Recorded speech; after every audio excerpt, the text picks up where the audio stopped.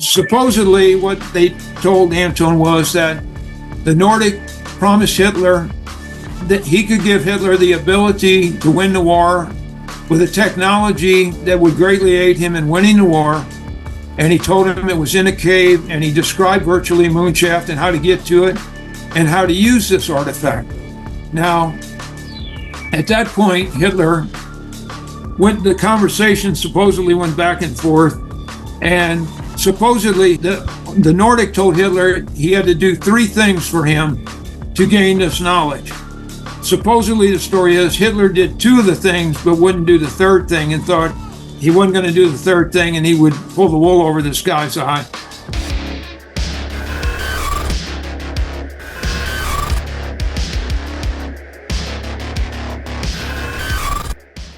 Welcome back. I'm here again with Tom Ferrario. Tom, welcome back, my friend. Oh, it's good to be back. Good to be back. Okay, so tell us about this artifact that was found in Europe. Yeah, it's, as Ted Phillips said, it's the greatest story never told, and I truly believe it is. 2 things drove Ted Phillips the remainder of his life, and that was Moonshaft and, of course, Marley Woods. But Moonshaft is a story, and Ted was made aware of this by a friend in Colorado, told Ted about a gentleman that came from Slovakia after the war and told this incredible story. And the gentleman's name was Anton Hurak. And him and his wife have been gone a long time now, so don't go to Colorado looking for the gentleman, because they don't have any family members here anymore in the United States. But they both came to the United States, and his wife started a restaurant, and they had a restaurant in Colorado. But Ted was made aware of the story through a friend, and Ted went up and talked to the gentleman, Anton Hurak, and he thought he'd spend a day there. He ended up spending 3 days there. And when he got there, he actually, after he heard the story from Anton, he called Alan Hynek, and Alan Hynek flew in there, and Alan Hynek and Ted interviewed the gentleman again. And Alan told Ted, he said, "This is so incredible what this represents. We've got to investigate this." So Alan got Ted the funding the first time he was there for Ted to go back to find this artifact. And Anton had set it up with the original family members that saved him. And I digress, but going back, the whole story is focused around Anton Hurak in Slovakia that came from a wealthy family. Mm-hmm. And during World War II, the Nazis moved into his area, took the family farm, took all their possessions and the mining that they had in that area, which were uranium mining, early uranium mining. And here again, the history, Madame Curie actually bought her first uranium from his family, and that dates it, how far this goes back. But Anton, after the Nazis took the farm, and Anton, I might add at this point, was a very schooled man. He spoke 3 languages. He had, I think the man had like 4 or 5 degrees in mining engineering, and he knew what should be in the ground and what shouldn't, and he was a brilliant man. So after the Nazis took possession, kicked the family out, Anton, they joined the underground, and he fought. He was captain. He was made captain in the underground. Mm-hmm. Him and 2 of his men were captured, and they escaped one night. In the process, they escaped into a very remote area. Actually, the Nazis had tracked them. They had shot 2 of his men. Actually, he was wounded slightly himself. And in the process, they were laying there wounded. A sheep herder named Slovak found him, removed him from an area, took him into a very mountainous area down a trail that was hidden, and took him into a cave, hid him in a cave, and covered the cave in a slab of rock in front of the very small opening that led into a large cave complex. And the Slovak warned him at that time. He gave him the blessing and last rites actually in this cave. And he told him, stay in the mouth of the cave, do not explore, don't go any deeper in the cave. It's haunted, he told him. And to this day, caving, it's for whatever reason, in Slovakia, it's illegal to explore caves. Now, I'm told that still exists. I don't know. I haven't been there myself. For whatever reason that happened, I don't have a clue. But anyway, there's a big superstition about caves in Slovakia. When the United States and China clash, the world will never be the same, especially when forces beyond reality threaten to intervene. What if the United States went to war with the People's Republic of China? How would these rivals fight for supremacy on land, sea, air, and across the stochastic streams of time? What wonder weapons would be unleashed? What horrors would emerge from the irradiated sludge of the South China Sea? What heroes would rise and forever change the course of history? Tread into the deepest and darkest dimensions of the multiverse, gaze through a kaleidoscope of fractured realities, and bear witness to the disturbing visions of World War III from today's greatest minds in science fiction, fantasy, and horror. Weird World War, China. Available now from Bain Books at bain.com. So anyway, they left him that in this cave. And from time to time, Slovak would come back with food, feed him, give him water. And actually, in the process, over a week, one of the men had died actually in the opening of the cave. And Slovak got the individual that died out of the cave. And they had several feet that he brought him bandages. And they had several feet of, you can imagine, bloody bandages laying around in the mouth of the cave, which that comes into play in the rest of the story, I'll tell you. But in the process of waiting and boredom, Anton, which knew caves, he knew the underground, he was a mining engineer, he just, out of just sheer boredom, he starts exploring this cave. And he crawls through some openings and he gets into what opened up in a very huge opening, a fissure, and he didn't expect that type of geology in this cave. And as he's exploring this, he comes upon a black, crescent-shaped, smooth, shiny, like almost like black onyx, or he described it as being just like glass, black, shiny, and crescent-shaped in the side of the cave opening. And in the middle of the bottom, where it goes into the floor of the cave, there's a fissure in there, a crack, that he could barely squeeze through. And at one point, he actually took his military rifle. He shot the outside of this object with a round of fire, and he said it didn't do any damage to it. He said he seen a blue spark when his bullet hit the object, but didn't do any damage. And at one point, he crawled in. He had a crude carbon arc light torch that he used. And actually, the opening was so small, he had to remove most of his clothing to squeeze through this crack. And when he gets in there, he's seen what he described as, again, the crescent shape on one side and a flat, perfectly flat, smooth side on the other side. He shined the light up as far as he could see vertically. He could not see the end or anything. The light went into darkness. He looked around on the floor of the cave, and it was loose debris in the cave. In the process of 2 days, when he'd go back to the opening, he dug in the bottom of this debris, which he knew from his experience, the amount of debris in this cave, deemed it several thousand years old. And even on the exterior of this cave, there was stalactites and stalagmites on the exterior of this thing, which dates it was ancient. And when he gets down in the cave, and he finally on the second day, he digs the debris away. In the process, he finds fossilized remains of a cave bear and cave bear teeth inside this object, which there again dates how old this object is. And he keeps digging, and as he gets to the bottom of the debris, he feels it starting to get firm.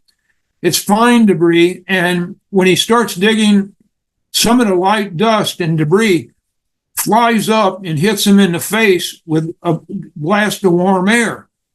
Now, this makes no sense to him. And he gets down, he clears the debris away, it all flies up, hits him in the face. And he finds at the bottom of this a 1-inch metal, not actually metal, but a 1 inch, as he described it, looked like a metal grill, but it wasn't metal. 1 inch perfectly made like a grid or grill. What he described it was a vent, and hot air was coming up through this vent at that point. He puts his ear on this grid, on a 1-inch grid, and he describes as he heard heavy turbines running in the bottom of this thing. To advertise on Through a Glass Darkly, email throughaglassdarkly@gmail.com. Now, here you have, it makes absolutely no sense. He knows mining engineering. He knows what should be there, what shouldn't. It absolutely makes no sense to the man. You have instrumentality that's eons old, self-maintaining, regulating, running in this cave. And for what purpose? But yet it's there. And he examines it the best he could. He can't see any with his light, crew light. He can't see down anything. He just hears his machinery, feels the warm air continuously coming up at that point. He leaves the chamber. He goes back. At that point, the next night, the Slovak comes back and tells him and his man that's left alive they could leave, that the Nazis are clear. The whole area is clear now. Now would be the time for them to leave. And Slovak takes him and his friend out, and he gets them to the border. He gets them help, and they escape that way. Now, after the war, he did go back. He did get established communication with Slovak again. He went back to the area with the cave. He got in the cave. Unfortunately, that whole area was caved in, most of it getting back to the artifact. And he asked Slovak what happened. And he said, well, there were so many people escaped in that area after he left that the Nazis had carpet bombed that whole range, trying to get all the escapees, make sure they got them. And he said it went on for, like he said, 3 nights. They carpet bombed this area. So he could not get back to it. Now, Anton told Ted this, and of course, Hynek, the story. At that point, Ted he set up the meeting with the original family, that Slovak's family. At that point, Slovak was gone. He had passed away. But the grandkids that were there also, and the family members met with Ted. He set up a meeting, and Ted got over there. Ted did find the cave. He got in the cave, and Ted knew geology. He was a caver himself. And Ted told me, he said, Tom, it's such a mountainous area. He said, and I knew geology. He said, and they had they had a slab of rock, and it was a very small opening into this cave complex. And Ted said, Tom, he said, I was probably 30 foot from that opening. And he said, had not they been there and removed this rock from the opening, I would never have found this cave, this opening. And Ted always felt it would go unexplored, unless you were there with a family member. So anyway, Ted got in the cave. He did verify it was the cave because he found several feet and brought back of some of the bloody bandages that he knew Anton had there. And he found a cat. They actually had carved on one of the sides of the cave. They did a calendar, how many days they were in there, and kept track of the days on the cave. He found that in Anton's writing in the cave. He tried to go back in there, and of course, the cave had collapsed from the bombing. And the one grandson of the family was in there with Ted, and the boy tried crawling back in there, and he said, I think I can get to see the object. And Ted was in fear that this kid would get trapped in there, would collapse more. And Ted always wanted to go back. And Ted said, we knew we had to excavate this cave and to get into the chamber where the artifact was. So at that point, Ted came back, and he went back a second time, thought he was going to have funding. And the problem was when he got back into the cave, and it's been a whole geopolitical issue here, let me tell you. The Russians got in the area. The Russians were made known of this cave and right on the border, and they wanted to get in there, and they knew Ted. They found out that Ted was in there, and virtually Ted got out of Slovakia that time. Ted always joked. He said that when he left it, he was at the airport when 2 Russians came and questioned, and he said they were really questioning him pretty roughly about where the cave was. He said, you work with us, we'll provide you all the funding, we'll excavate it, and like Ted said, yeah, you'll find the cave with me, and that'll be the last you see of Ted Phillips. So Ted always laughed. He said, I had a map in my shirt pocket at the airport. He said, I pulled out. And he said, I showed him on the map. He said, it's on the Tetra mountain range, which adjoins the Carpathian mountain range, which, of course, that goes up in all the, Vladimir, all the vampire legend is in the Carpathian mountain range. But Ted pointed out, he said, I found the most rugged point on the Carpathian mountain range and said, that's where it's at. And he said, he said, I had to give him something. So I gave him that location. And he said, I could always picture these Russians on that rugged part of the mountain falling to their death in the wrong mountain range looking for this cave. But anyway, Ted came back home, and there was a period when the geopolitical, when the Russians were out of that area, and Ted thought he might be able to get back in. And this is where the story really gets strange. Ted was getting funding. Let me stop you right there real quick. Yeah. What year did he go the first time? Oh, I think it would have been in like around 96, something like that. When Ted was here, 95, something like that the first time. And the story is so strange. The second time, and Alan was working with Ted all the time, and Alan had connections. And this is a fact not many people know, but I'm sure you're familiar with Jackie Gleason, the entertainer. Yeah, like the Nixon and the alien. Yeah. And he was, Jackie Gleason had one of the most extensive UFO collections. He donated it to Florida University when he passed away, and they built on a wing to house Jackie Gleason. He even had a house he built shaped like a UFO, he lived in. But he was into the paranormal and everything, and they got, through Alan Hynek, he got word to Jackie Gleason about this, and Jackie Gleason the next time was going to fund Ted to go in there and was going to pay for the excavation and everything, which was great. And Ted had went through a process with, it's a long story, but Ted had even he approached National Geographic, and National Geographic was going to do it. But the thing, and I'm not saying anything bad about them, but the thing about them, whatever you do with them, it becomes their property and their rights, and that's the end of it. And so Ted wasn't going to do that. So Ted was going to sign on board with Jackie Gleason, and there again, he got over there, and the Russians caught wind of this, and they came down on him, and that was the end of that. So, and there was another gentleman that was funding it also from Ted's area, a very nice gentleman that had put his own personal money in this and actually furnished a young guy to go with Ted to be his assistant. Unfortunately, I wasn't hooked up with Ted at that time. I wished I would have been. But this other gentleman from Ted's area was paid, sent a young guy with Ted for his assistant. It didn't work out again.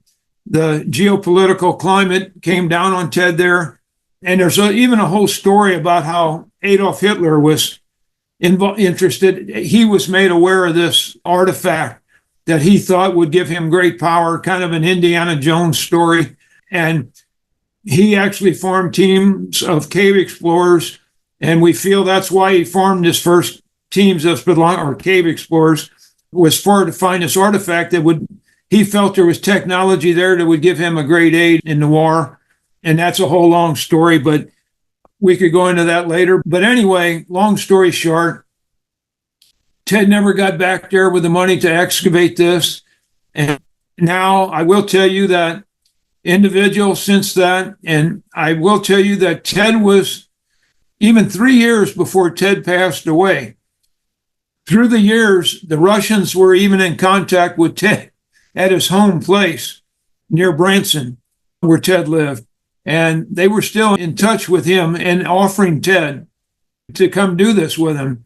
And so they did not give up on this, believe me. And through the years, we've had people send YouTube videos that they thought they found Moonshaft, and Ted would take a look at the video instantly. And I mean, we had pictures that show people driving up in an SUV, to this cave. And Ted would say it's the wrong topography, the wrong structure. And he said, it's 3 days on foot hike up and down mountains. And at some point, he said, even to get down this area, you almost have to use ropes now.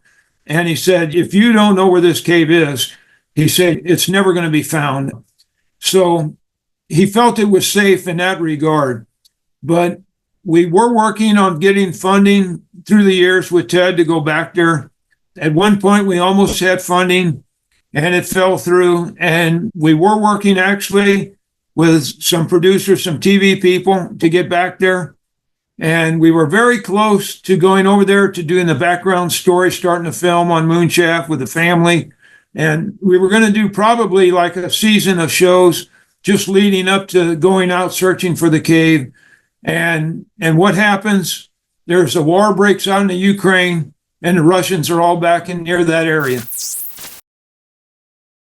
So, and in the area where the cave is safe from the Ukraine, the area where they're fighting, but the whole area has had such an influx in, refugees coming through there that they have their hands full now with refugees living in the area. And then again, the Russians are back, moved in this area. They've locked down this area. So there again, the geopolitical climate in that has shut the door on us. So it's really frustrating. Was U.S. intelligence or Allied intelligence, Western intelligence, did they have any association with this site? We feel that they do. Ted always felt that they were always, they were in the right place, talking to him and people around in the small area where he stayed in the inn, the closest town to this part of Slovakia. There was always a presence there. So there was intelligence there. They were keeping an eye on this, looking for anything that was out of the norm.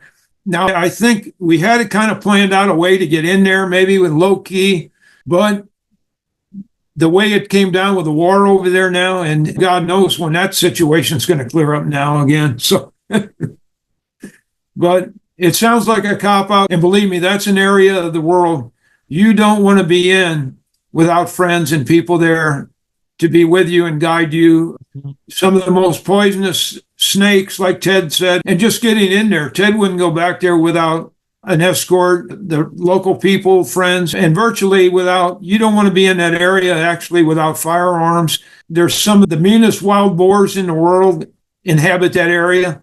And like Ted said, he was more afraid of them than he would be a rhinoceros or a lion. He said the wild boars in there will just literally eat you alive, So you have to plan, you have to have firearms, you have to have an escort, and it's a 3-day hike in there. So it's a place, it's not easy to get to, but the payoff is it's there. And Ted was made aware of, I will tell you, actually more of these devices, and he called them a device because at one point he got on top of the mountain where this object laid, and he knew it was still in the top of the mountain. He knew it was several hundred feet underneath him, but he took a tri-field meter with him.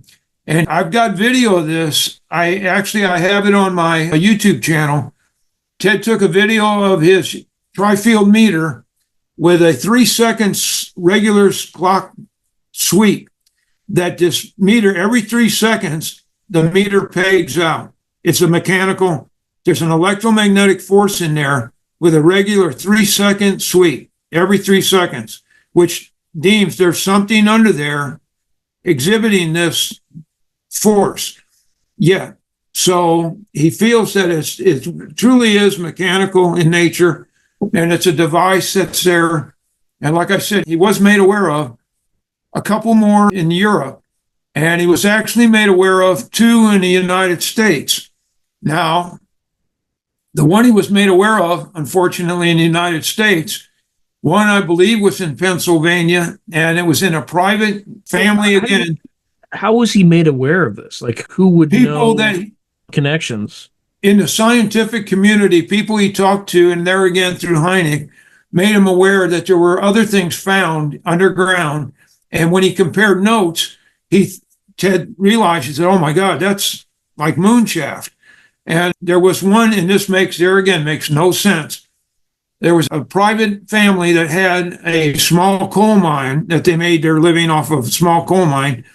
And it wasn't large scale or anything like that. But at one year they were excavating, digging deeper into this coal mine. And in the middle of a coal mine, they found something very similar to the Moonshaft. which the family, they contacted a university when they found this object and made no sense to them. They didn't know what it was. They just knew it shouldn't be there in the middle of all this coal. And there again, that dates, how do you have an object like this embedded in coal? You know, it makes no sense. It can't be there. Now, the university they contacted came in, examined it, and one way or another, word got out to the government, and the government came in, bought the property out from the family at a ridiculous amount of money, source sum, and the government took possession of this property and locked it down. So the one Where that in Pennsylvania was this? That I don't know. And I don't even know if Ted knew the exact location of that, but he just knew that's where it was. Now, that being said, he was made aware of there was another one in the United States that was found. He didn't know the location of that. He tried to find out and he couldn't find out. But here you have, possibly at least 5 other objects, maybe more around the world. He didn't know. And I will tell you that this gets into the religious aspect of this, and it even gets in the whole Adolf Hitler story on this. It's just mind-blowing. And I can go into that if you'd like to hear that little story. Absolutely.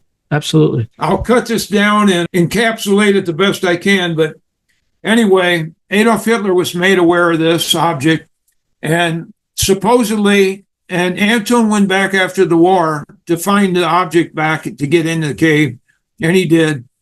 On the way back, he's in the small community, same place Ted Phillips stayed in, the inn near the closest town to where the object is. And it's over a 3-day hike from this community. And of course, everybody wants to know where this community is. And I personally don't know the name of the inn or the village. Ted knew the location, and we were working with the original property owners that would take us to the cave. But anyway, and that gets in even Ted. On Ted's first trip to the region, Ted goes to stay in the inn they had set him up to stay before he was going to travel. And Ted walks in to check in this inn. And as Ted's checking in this inn, and you had to hear the man describe this. It was so funny. Ted said this little inn, they said it's lit kind of like a few electric lights. And he said it's real dim in there. And he said he looks up as he's signing in the inn, checking in. And he looks up and on the wall, and he said, I look up and he said, I see an oil portrait. And he said, I feel like Adolf Hitler's looking down at me in this inn. And of course, in Slovakia, Adolf Hitler wasn't a very well-liked, and to this day, I think it's even illegal to have Nazi memorabilia or anything like that in Slovakia there. But he said he looks up and he sees this picture. It looks like Adolf Hitler, but he's in like mountain gear, climbing gear. Yeah, alpine gear. And alpine stuff. And I do have a photo on my site that supposedly came from that area of Adolf Hitler in that, and actually in lederhosen. But if you can picture that, shorts. But anyway, Ted asked the woman behind the desk, he said, is that who I think it is? And the woman got cautious at that time and said, who do you think it is? And Ted said, well, it looks like Adolf Hitler. And finally, he said the woman went and got her husband. The husband came back and they talked to Ted a while, and they felt he wasn't threatening or anything. And finally, they told Ted that, yeah, actually, before the war and during the first part of the war, Adolf Hitler had been in that town and he had stayed there a while. And actually, they all liked him in that part of the community because he spent a great deal of money in that town. And he actually was out with people looking for a cave.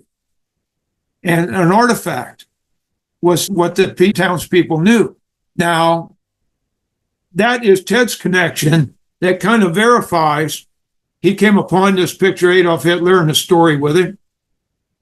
So then he got the story from Anton Hurek that when Anton went back, he was staying in the inn, and one night, people come in the room to see Anton, and Anton talked to him. He didn't know him. And there again, he spoke their language, and some of the people with Anton didn't. Anton starts speaking with these guys, and he spoke German. And it turns out these were two ex-Nazis that came and spoke with Anton. And they proceeded to tell, they found out, they knew about the lore in that town, and they found out Anton was there through word of mouth. And they proceeded to tell Anton the story. They thought he might like to know how Adolf Hitler was searching for the cave and found out about the cave. And the story that they proceeded to tell him was unbelievable. I mean, it's strictly, there again, X-Files stuff. But they said that one particular evening, Adolf Hitler went in this private residence in Germany, which at that time, was one of the most guarded places on earth, his own private residence, with his office. And as he goes in his private office, his residence there, he walks in his office, and there's a very tall, pale-skinned, white-haired, what he described as a Nordic, standing behind his desk. And Adolf Hitler asks him in German, what is he doing? What are you doing in there? How did you get in here? And he just shakes his head, and Hitler runs out the door to the guards. He had two guards outside his door to his residence, guarding his residence, and he brings them in there to search out. They go in there, and there's nobody in the office. And Hitler can't find the guy. There's nobody in there. So supposedly the rumor was that he's told after that, the two guys leave the office. Hitler goes back in the office, and the Nordic's standing there by his desk again. And supposedly what they told Anton was that the Nordic promised Hitler that he could give Hitler the ability to win the war with a technology that would greatly aid him in winning the war. And he told him it was in a cave, and he described virtually Moonshaft and how to get to it and how to use this artifact. Now, at that point, the conversation supposedly went back and forth, and supposedly the Nordic told Hitler he had to do three things for him to gain this knowledge. Supposedly the story is Hitler did two of the things but wouldn't do the third thing, and thought he wasn't going to do the third thing and he would pull the wool over this guy's eye. Supposedly, what were the three things? Do you know what the I wished I knew. Ted wished he knew. And even Anton didn't know that. The guys that soldiers spoke to Anton didn't even know that. It was just three things. Now, you can only imagine what these three things were. Supposedly, Hitler did two of them, and the Nordic came back on a visit. He said he told him when he'd return. In the meantime, the sidebar to this is the two guards that were outside Hitler's office, Hitler had taken out and shot, and had two other guards replaced that night. So anyway, but supposedly the Nordic came back. Two of the favors or promises Hitler made were done. The third one wasn't. The Nordic told Hitler that was it. It was over. He would not return. He would never see him again. And the Nordic left. Now, this drove Hitler crazy. That's what said Hitler. He kind of knew the area. This Nordic supposedly gave some indication where it was. Hitler supposedly searched on his own, and with people he sent in the region, they never found this. And there's photographs in this area of Nazi soldiers and people all over these mountains looking, encampments. And at that time, there was no military reason. There's no reason why he should have wasted manpower in this area. But they were absolutely looking for something. They had a reason for being there. Now, the correlation between that story and what Ted's seen with his own eyes in the end kind of verified to him that what Anton was told might have been true, because here's a picture of Adolf Hitler in this inn. He spent a lot of money in this region. It's why the people liked him in that region, in that town. So that being said, is there any concrete proof of that except for that? I don't think there probably is. I'm sure these gentlemen, the Nazis, everybody in this story, like so often now, are gone. Is that picture still up in the inn there? Possibly. So that's one of the things we were going to research when we got back there. And believe me, the whole backstory to this whole thing is as Ted said, it's the greatest story never told. We really believe that. But you get thinking about the age of this, it absolutely can't be, but yet it is. It's instrumentality, like Ted said, self-regulating, maintaining, eons old, and for what purpose, you know? And I will tell you that we met with some theologians in St. Louis, Missouri, and some others that they came up with an explanation for this device, and they came up with an explanation biblically what they say this is and what they are.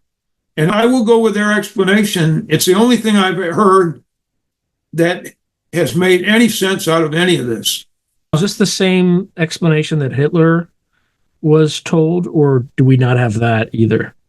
You know, biblically, we believe it is, because supposedly even Hitler was looking for the Ark and the Covenant, you know, and the whole Indiana Jones story, which a lot of people think that's all fictitious. A lot of that happened. You know, a lot of that is real history. It's not all made up. And the whole connection with the Nordics, Adolf Hitler's unbelievable fascination and time spent connecting the Nordics, you know, and the German heritage and the whole superior being is just unbelievable, the time and money he spent on that. So that lineage, it is there, and we feel it's very real. And I will tell you, the biblical explanation that I was told makes the only sense out of it all. And to me, it's the only thing that makes any sense and explains it in any way. Because you're dealing with things that are that go predate man almost and go back in the first Earth age, and the technology that's there, it's just unbelievable, you know. And I have no doubt who knows if Hitler would have kept his promises, whatever the story was, the 3 promises, you know, what was the third thing? Why would he keep something? He wanted this so bad. Why would he not do the third? What was the third promise he wouldn't do? You know, you can only imagine. So what was the purpose of this thing? Was it like an Ark of the Covenant sort of device, or was it like a power source? It all gets into the lineage and biblically what we believe. If you go back biblically and the fallen angels in the end times in Revelation, that supposedly in the end times, you know, part of the fallen angels was sent into the subterranean realms of the earth with their technology. And supposedly, biblically, some of the theologians we talked to said that they truly believe that these things are the means that in the end times, it's a technology, what was sent into the earth is going to communicate and eventually return to the upper realms of the earth in the end times and use this machinery or whatever you want to deem it, technology, to communicate and eventually return to the surface world from the underworld. Now, biblically, I've had it explained to me, and I will tell you that some of the descriptions really make perfect sense. And I can come up with no other explanation than that myself, because you're dealing in objects that have stalactites and stalagmites growing on them and embedded in a coal mine. So you're dealing in going back into the first Earth age. It can't be, but yet there it is. And I truly believe that these things are there. And believe me, there's hardly a night I go to bed I don't think about these things sitting out there and like Moonshaft sitting there. And it drove Ted crazy. He wanted so bad to get back there and excavate this. And like Ted said, in his end days, he said, you know, you guys, when we get there, you're probably going to have to take me the last way on a stretcher and lower me down in an icebox tied, he said, to get to the area. But he said, I'll do anything to get back there, you know, to excavate this thing and be there when they do. But he felt it was doable.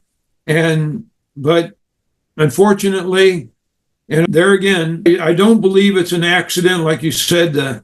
It's a combination of intelligence, I believe, from intelligence offices on our side, and I do believe it's in the interdimensional intelligence that's playing a hand in this, that's keeping this all under wraps till the time when its purpose comes about. And these things act. And my wife always told me, he said, yeah, with your luck, you're going to get there. It's probably a damn doomsday machine. And you get there and you'll be the one to set it off. And I thought, yeah, I'm not going to argue with that. So. Now, you say doomsday machine. How does this all relate to another topic that we were discussing offline, which was false flags, i.e. the von Braun prediction? Yeah. There again, when I got involved in ufology, I was a nuts and bolts man, and I didn't want to go anywhere but there.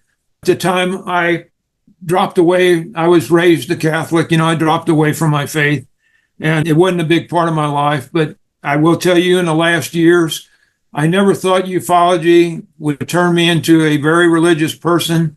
But the people I dealt with and theologians, and I will tell you, even Alan Hynek made a 90-degree turn, and Ted in the later years became very religious, and everybody virtually I've been involved with in ufology that found out a lot of the truth in the false flag scenario that von Braun had. And I became a friend of Dr. Carol Rosen, which was and there again through Bruce Whitteman, St. Louis.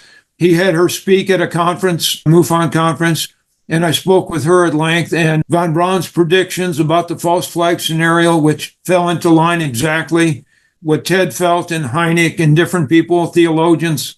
But virtually what that entails is going into not condensing this also, what I've learned through theologians and the false flag. And I will tell you through Bruce Whitteman, he was the first state director for the Mutual UFO Network. And MUFON was formed in St. Louis by two McDonnell Douglas employees, and John Schuessler and Walt Andrus. And they wanted to get to the bottom of the ufology, which was exploding at that time. And they helped train the astronauts in the Apollo project, I will tell you. And they were the real deal. And they started the Mutual UFO Network, and it was a scientific study, UFOs. And Ted was involved in that also back then. But because it was started in St. Louis, there was a period when the government, as so many times in the past, had wanted to start disclosure, and they pull back, and they'd start it and they'd pull back, as they did with, I would tell you, Rod Serling, Walt Disney. They were scheduled, paid to make movies about disclosure, and they started movies. And Rod Serling, he made a very great film, It Has Begun. He started the movie, and they pulled back when they were going to give him the data and the actually filming of a landing. And so he went on and made his movie without their help because they wouldn't give him the material at the end. And they promised that with Walt Disney on a film. And they came at one point, we had an operative that approached Bruce, and we only knew the gentleman as Red was our contact name. And it sounds like X-Files stuff, and believe me, it is. At one point, Bruce and I we even went to Quantico on an interview, and we were promised material. And at one point, the media was going to bring in MUFON and members of the press. They were going to bring us in Area 51. And now, do I think they were going to show us everything they had? I absolutely don't. I think it would have been a dog and pony show.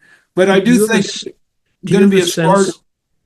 Do you have a sense what organization Red? I think it was going to be a process of starting to show us some material and downgrade some of the materials that they had, and information and photos and some video is what I think that's what Bruce said they had promised, and they called that off. And when we went to Quantico, they promised us a meeting, and there were other members there. The press were there at that time, and another organization, and they came out and they pulled out again at that point.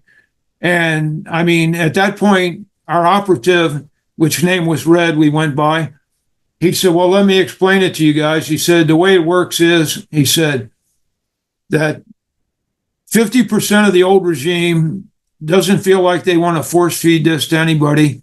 And the knowledge is power, and they don't want to relinquish any of this power and knowledge to them, which represented even money at that point. And they felt that it wasn't necessary. And the other 50% of the regime wants to do this and had promised actually to do this.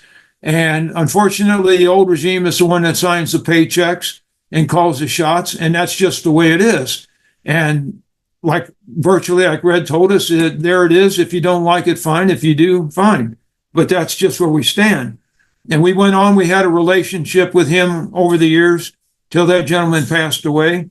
And now people always ask me when the Navy started releasing film footage. I have friends that showed me all this, and they said, when do you think disclosure is going to be? They're doing it now. They're going to have disclosure. And I'd always say, I don't believe it's going to happen. And they would get aggravated with me, and they said, well, no, the process has started.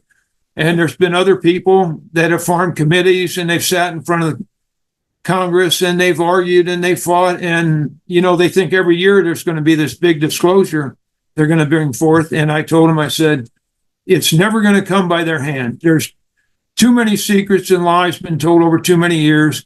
And this gets into, I will tell you, not only ufology, and it's not about interplanetary, it gets into interdimensional. And the other hand in this is it gets into the religious aspect of this.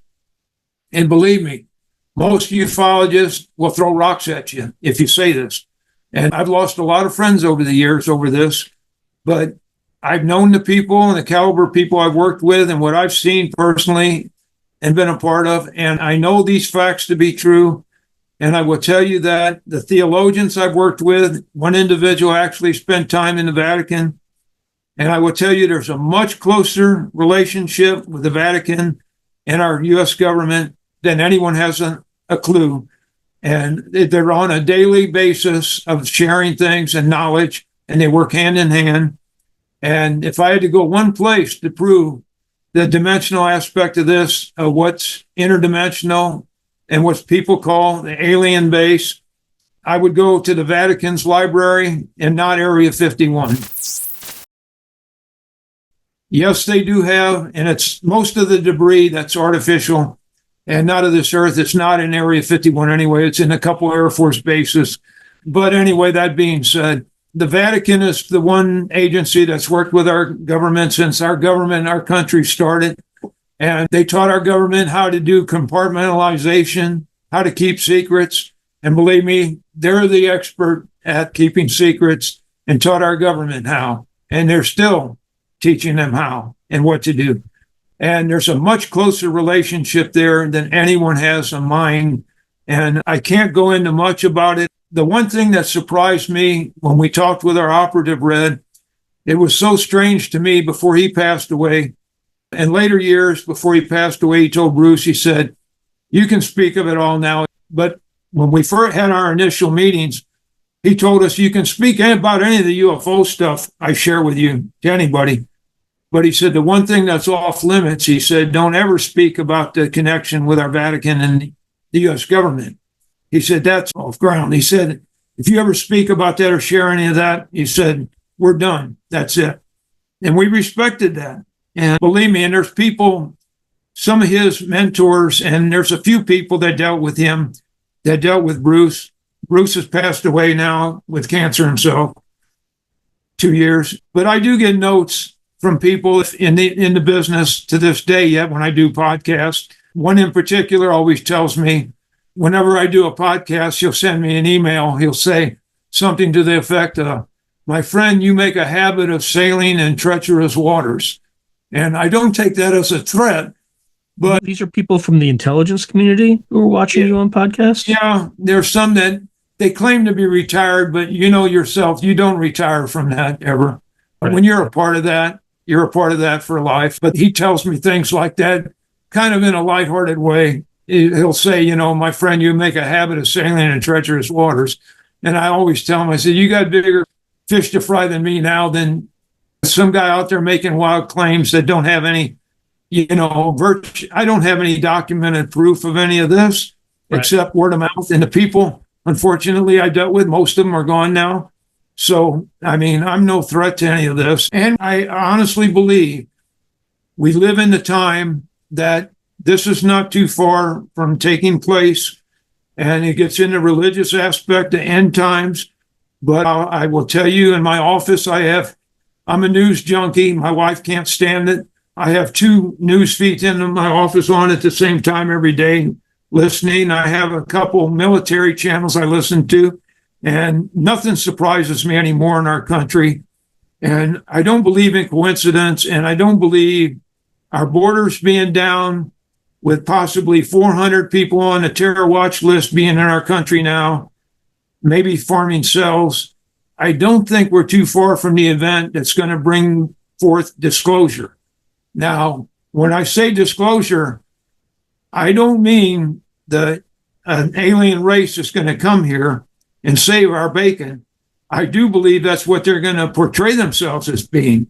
But I do believe when mankind gets at its worst point, and I don't think, unfortunately, and I have grandkids, it's not easy for me to say this, believe me, but I do believe that we're not that far from a terror event, and it could be something I think about every night before I go to bed, like our grid going down, because 6 or 7 substations taken out with a high-power rifle could take out our grid right now.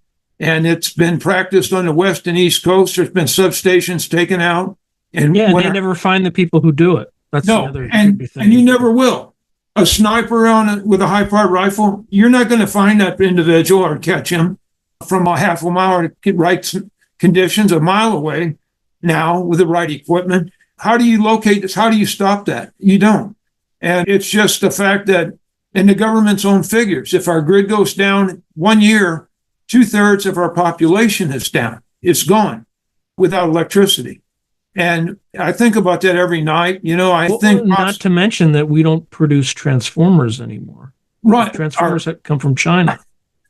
There you go. Our major transformers are coming from, let's see, China. That's a good ally of ours, isn't it? Well, no, it depends, So, and believe me, I've been to Red China. Look, it's pretty clear how China would play this. Yeah. We'd be very happy to help.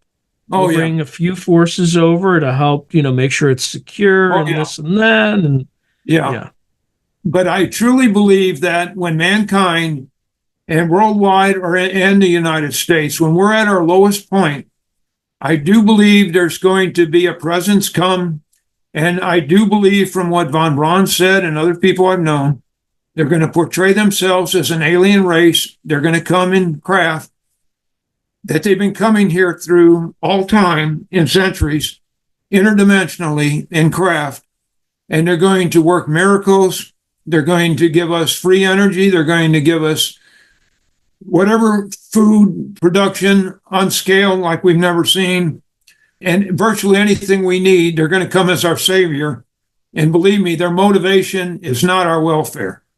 In the end, what they're going to respond to us as is we're going to be, as biblically, we're going to be their slaves, and we'll have to look up to them as the gods that they'll portray at that time they are.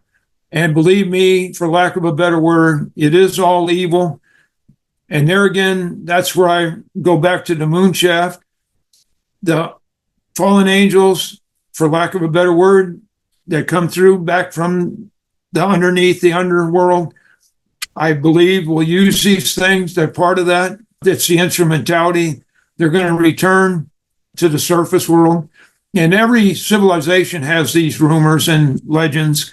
And I just believe, and unfortunately, I just feel like we're not that far from that event, because judging from every day I watch the news, I will tell you it's not getting any better. And believe me, it's a bomb show. And I don't, believe me, I'm not political. Quite frankly, I don't believe, whatever you call yourself, Republican, Democrat, I don't believe any of this has the intelligence to orchestrate this from behind the scenes. I truly believe right in this time and point already on Earth, I do believe there's an intelligence that has come to Earth. Some would call them fallen angels have returned. I do believe it's an interdimensional beings that are working behind the scenes, orchestrating all this. And I do believe, for lack of a better word, it is evil. And now the side of that I do believe is the hope for this is we were given the authority on this side of the dimension over this. But if you take part in this and you accept it, and this goes as far as you have control over this, but it even goes into such mundane things as if you call upon this in the paranormal, You see people having seances and Ouija boards and calling entities out. When you call upon this stuff, you're giving them, by doing that, you're giving them the authority over you. And people don't realize that. So I tell people in the paranormal, and they say, well, you're a ufologist. You don't know you don't go ghost hunting that. Well, I have, in a sense, gone ghost hunting, and ufology is all the same, but you don't realize what you're dealing with here. And let me tell you, this intelligence, it will be whatever you want it to be at the precise moment. It cannot read minds, but what it can read is it can read emotions. And I've seen demonstrations of people that can do this. If they read you little subtle things like your eye motion, your body language, they read your emotions, they will learn this. They can predict, they can learn things from you and manipulate you through your emotions to the point where you will absolutely believe they're reading your mind. And through what you surround yourself with, this intelligence can pick up on that. They will be whatever you want them to be, whatever you're looking for at the moment. When you call upon this stuff by name, by what it's done, what you think it is, it will respond to that and be that. And when it's in this dimension and they take that physical form, they're as real as you and I in their physical form, but they can manipulate that to be whatever they want it to be. And you're dealing with an intelligence and a capability that is far beyond most people's imagination, believe me. And people in the paranormal, and I'll tell you, even ufologists, I've heard so many people, when I was in MUFON, and I've seen a few things myself as a child. I know pretty much what it was now. The last I heard, MUFON had a kind of a Heinz 57 catalog of entities and alien forms, that there was like 57 different alien races, and taking shape, reptilians, grays, whatever. And you got to be careful because gray, I feel like some of it are automatons. They're sort of the best way to make a robot is to grow a robot, I've been told. So, and we're not far from that technology ourselves. Yeah, like biological androids, 3D printing. Right. But I do believe that a lot of the different type of entities that we deal with, and back in the early days of the Mutual UFO Network and Project Blue Book, when they studied this, even with Alan Hynek, there was a study done that so many people that had UFO sightings, and they describe a craft or an alien, pretty much after there'd be a major motion picture would come out with that type of alien, or that type of craft. And these people would have an eyewitness account, and they'd say, well, then they'd be dismissed as they've seen this movie, they made this up, they're making all this up. Well, they truly weren't making this up. It was the intelligence was using what was in the media to portray what these people expected to see. And when they were in this side, on this dimension, they were truly a physical entity that left physical trace in that form. So these people, so often, they weren't, contrary to popular belief, most people don't make these stories up or for no personal gain. Most time it affects a family. It tears a family up. They lose money, on contrary to popular belief, like Travis Walton. People lose family members over this. They lose jobs. They lose employment. I've seen people lose jobs in my small community over this. So it's not a joke. But so often, and over the years, they found out that no, because somebody sees something that came out in a movie or a sci-fi book or something, there could be a base in that. So, the last count I know of, I think there was 57 different types of entity, and I'm sure there's a lot more than that now. But I do believe that that's this intelligence. They have that ability to take that physical form on this side and be whatever the person requires at that moment. But there you have a little bit of a window into, what I believe, and it's up to the general public. Believe what I say, throw it all out. It's just what I've been exposed to and what I believe is going on and what I think is going to happen. And if I had to put my money on anything, I'll put it on the people I've been with and what I've learned personally. And that's what I go with. Any final words for the audience, Tom? Yeah, the thing I always like to leave people with is just remember that you have the authority to be on this side. You have the authority over this stuff. Contrary to popular belief, when this all goes down, it's the evil that's involved in this, and some call it demons, some call it evil, some people call it Satan. In a way, it is all the above, but it's not going to come as a horny toad monster with a pitchfork. It's going to come as the most nice, sweetest, smartest gentleman entity you'll ever believe, with the answers to everything, able to work miracles, able to give you whatever you want. But you have the authority over that unless you accept it. Once you accept it or deal with it, you give up that right.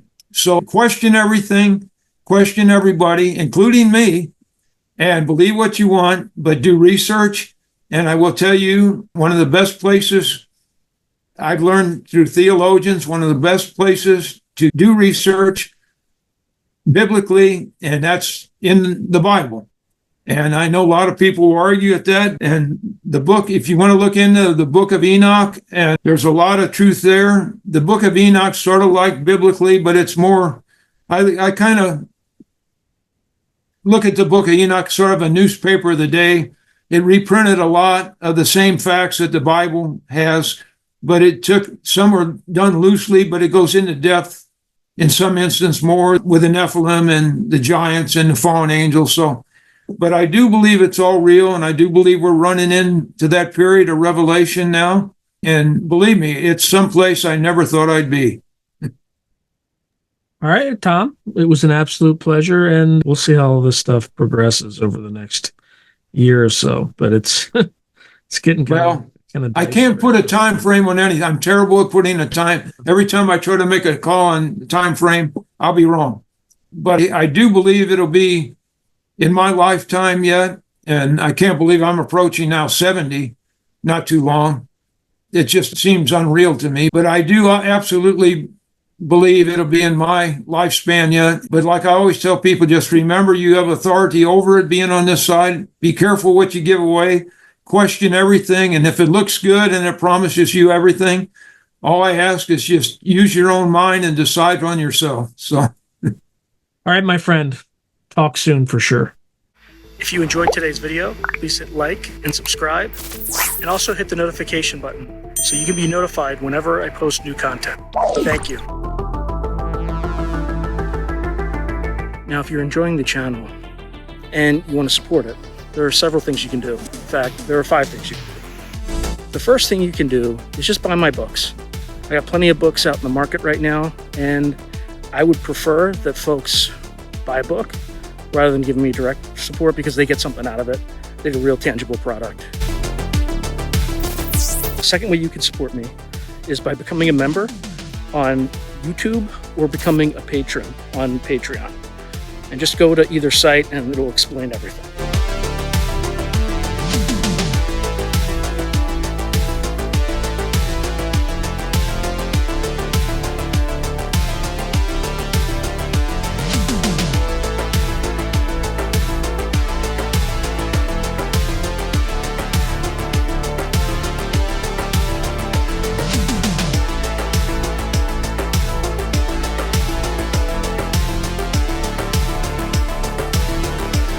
The third way you can support the channel is by checking out my merch site,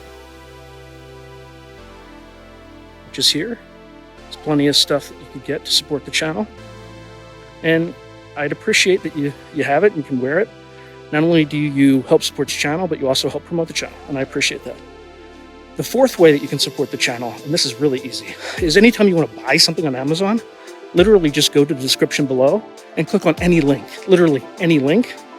The channel gets a cut of that, and it costs you no extra money. You just go through the link, as I'm part of the Amazon Affiliates Club. The fifth and final way you can support the channel is through donations. Now, I don't prefer these because it's more of an expression of gratitude, but you don't really get anything out of it as a subscriber to the channel.